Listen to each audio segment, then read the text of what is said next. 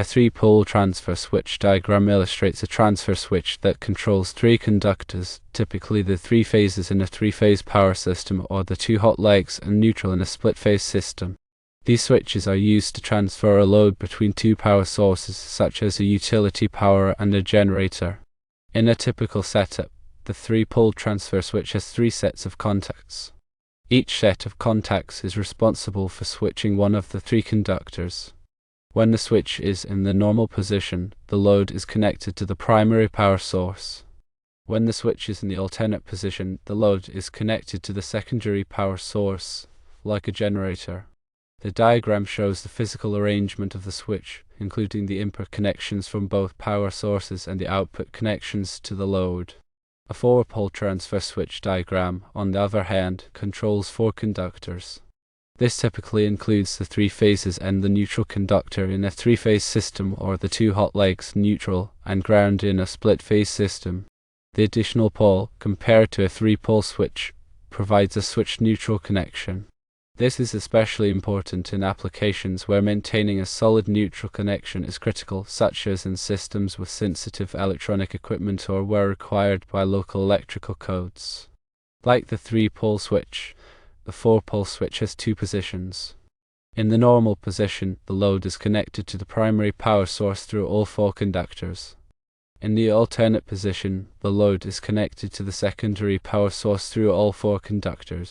The diagram visually represents the arrangement of the four sets of contacts and their connections to both power sources and the load. When selecting between a three-pole and four-pole transfer switch, several factors should be considered. Firstly, the type of power system being used. Three-phase systems usually benefit from four-pole switches to ensure complete isolation when switching between power sources. Secondly, the sensitivity of the connected equipment. Sensitive electronic devices can be affected by voltage fluctuations or ground loops if the neutral connection is not properly maintained. Thirdly, local electrical codes. Some jurisdictions require a switch neutral for certain applications to enhance safety and prevent potential hazards. Common applications for transfer switches include emergency power systems, standby generators, and uninterruptible power supplies. In residential settings, a transfer switch allows homeowners to safely connect a portable generator to their home's electrical system during a power outage. In commercial and industrial facilities, transfer switches are used to ensure continuous operation of critical equipment such as servers, medical devices, and manufacturing machinery. Regular maintenance of transfer switches is essential to ensure their reliable operation. This includes inspecting the contacts for wear or corrosion, testing the switching mechanism, and verifying the proper operation of any control circuits. Proper maintenance can extend the lifespan of the transfer switch and prevent unexpected failures. When installing a transfer switch, it is important to follow the manufacturer's instructions and all applicable electrical codes. This includes using the correct wire sizes, properly grounding the switch, and ensuring that all connections are tight and secure. Improper installation can lead to safety hazards and equipment damage. Additionally, understanding the specific requirements for neutral switching is crucial, as improper neutral connections can create dangerous conditions. Automatic transfer switches, or ATS, automatically transfer the load from the primary power source to the secondary power source when a power outage is detected. These switches typically include sophisticated control circuitry that monitors the voltage and frequency of the primary power source. When the primary power source fails, the ATS automatically starts the generator and transfers the load. Once the primary power source is restored, the ATS automatically transfers the load back to the primary power source and shuts down the generator. Manual transfer switches, on the other hand, require manual operation to transfer the load between power sources. These switches are typically less expensive than automatic transfer switches, but they require someone to be present to operate the switch during a power outage. Manual transfer switches are commonly used in residential settings and small commercial facilities. When reviewing a transfer switch diagram, it's important to pay close attention to the labeling and symbols used. Standard electrical symbols are used to represent various components such as circuit breakers, fuses, and switches. Understanding these symbols is essential for interpreting the diagram correctly. Also, the diagram should clearly indicate the voltage and current ratings of the switch, as well as the wiring connections for both the primary and secondary power sources. The placement of a transfer switch within an electrical system is crucial for its proper operation. The switch should be located as close as possible to the load that it is intended to serve. This minimizes the length of the wiring runs and reduces the potential for voltage drop. The switch should also be installed in a location that is easily accessible for maintenance and testing. In some cases, it may be necessary to install multiple transfer switches to serve different loads within a facility. Each transfer switch should be sized appropriately for the load that it is intended to serve. Overloading a transfer switch can lead to overheating and premature failure. It is important to consult with a qualified electrician to determine the appropriate size and type of transfer switch for a specific application.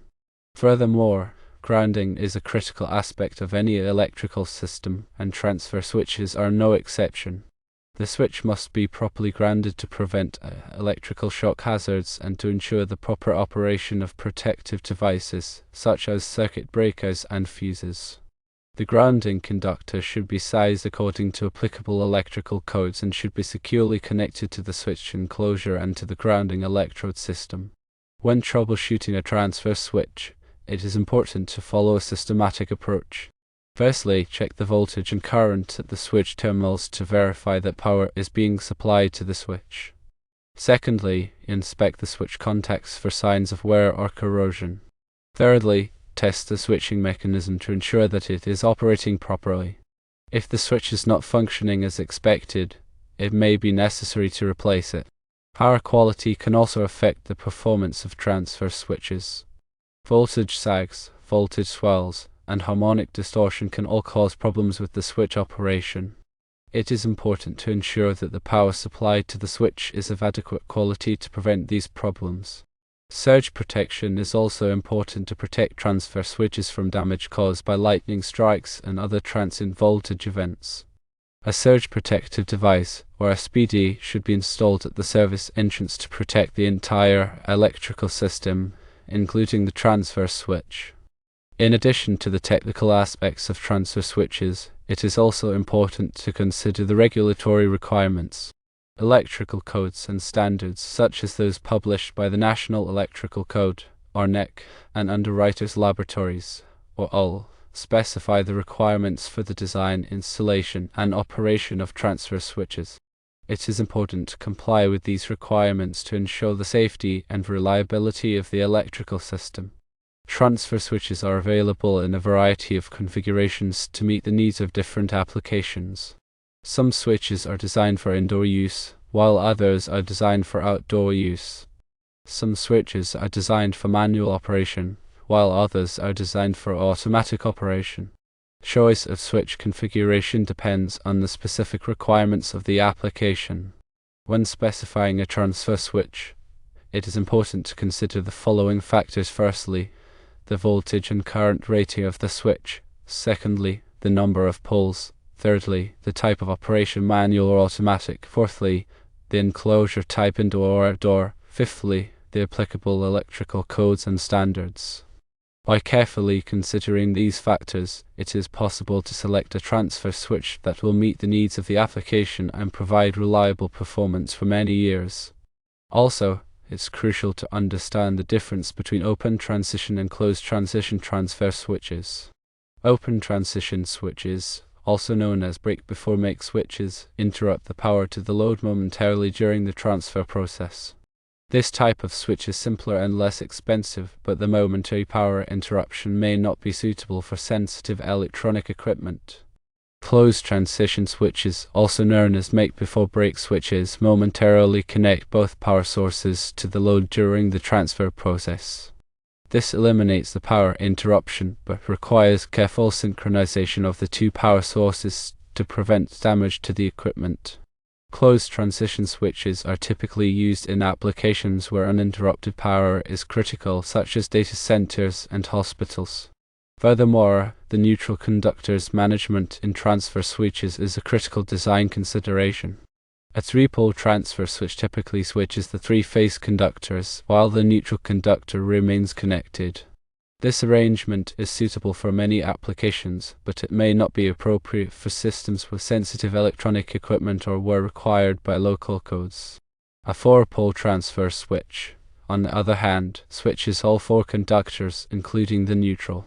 This provides complete isolation between the two power sources and is recommended for systems where a solid neutral connection is essential. Also, consider the impact of harmonics on transfer switch operation. Harmonics are distortions in the voltage and current waveforms that can cause overheating and premature failure of electrical equipment, including transfer switches. Harmonic filters can be used to reduce the level of harmonics in the system and protect the transfer switch. It is important to consult with a qualified power quality expert to determine the appropriate type and size of harmonic filter for a specific application. Additionally, surge protection is a critical consideration for transfer switch installations. Surges, or transient overvoltages, can damage or destroy transfer switches and other electrical equipment. Surge protective devices, or SPDs, should be installed at the service entrance and at the transfer switch to protect against surges. SPD are available in a variety of voltage and current ratings to meet the needs of different applications. Selecting the appropriate SPD is essential for providing adequate surge protection. When working with transfer switches, safety should always be the top priority. Always disconnect power to the switch before performing any maintenance or troubleshooting. Use appropriate personal protective equipment, or PPE, such as gloves, safety glasses, and insulated tools. Follow all applicable electrical codes and safety regulations. If you are not comfortable working with electrical equipment, consult with a qualified electrician. Also, remember to consider the environmental conditions when selecting a transfer switch. Switches that are installed outdoors should be rated for outdoor use and should be protected from the elements. Switches that are installed in corrosive environments should be made of corrosion-resistant materials. Also, the altitude at which the switch is installed can affect its performance. Switches that are installed at high altitudes may need to be deaerated to account for the reduced air density. It's important to consider the impact of the transfer switch on the overall electrical system. The switch should be sized appropriately for the load that it is intended to serve. The switch should also be compatible with the other components in the electrical system, such as the generator, the circuit breakers, and the wiring. Finally, regular testing and maintenance are essential for ensuring the reliable operation of transfer switches. Switches should be tested periodically to verify that they are functioning properly. The contacts should be inspected for wear or corrosion. The switching mechanism should be lubricated as needed. Any damaged or worn parts should be replaced promptly. Proper testing and maintenance can extend the lifespan of the transfer switch and prevent unexpected failures. When examining transfer switch diagrams, focus on the clarity of the symbols, the accuracy of the connections, and the completeness of the information. A well-designed diagram should provide all the necessary details for understanding the operation of the switch and for troubleshooting any problems that may arise.